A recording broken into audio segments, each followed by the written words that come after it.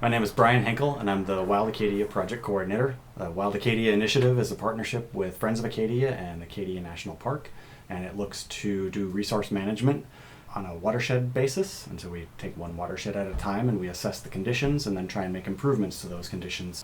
And it seeks really three things. So it's looking to improve ecological integrity.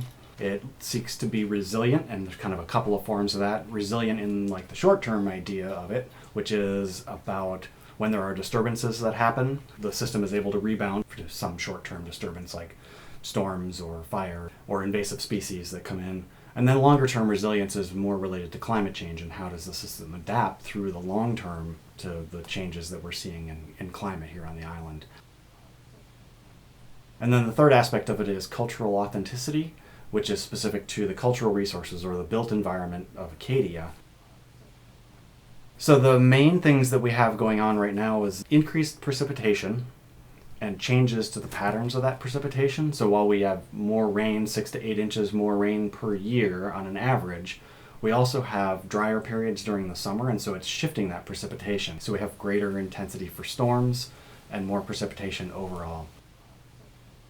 We also have a lengthened growing season, and so we have many warmer days that kind of extend longer into the fall. We don't really have the increases in temperature, like most days are in the 80s during the heat of the summer. We're not expected really to be in the 90s, but more 80-degree days for longer periods of time.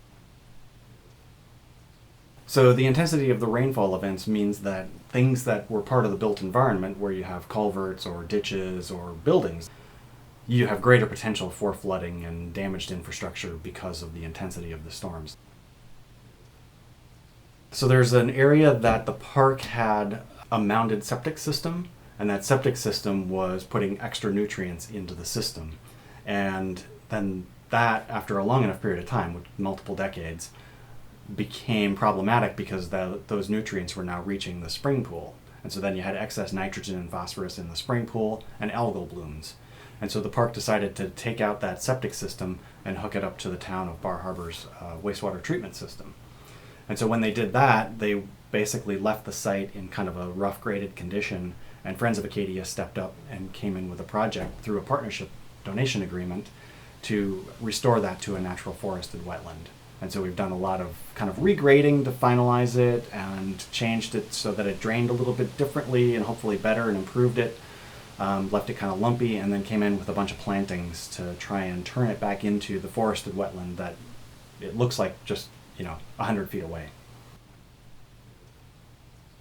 Well, I have lots of partners that I work with, many of which are at the park. So lots of the resource management staff at the park I work with on a regular basis. So we're doing some stream monitoring that's the same as what the park does. So we adopted their protocols for how you do stream monitoring, and we've set up stations in and around the park that measures stage in streams, the water surface elevation of the stream itself. And that allows us to take some of the other sampling that we do, which is water quality sampling, and understand, if we know what the concentration is when we take samples for water quality, we also know how much volume is flowing at particular times. Then we can understand how much is the actual amount of whatever it is. And it's typically nutrients like nitrogen and phosphorus, but understanding how much of that is moving through the system under different conditions throughout the year. And so we have kind of coordinated a set of ideas for how we're going to remedy that going forward.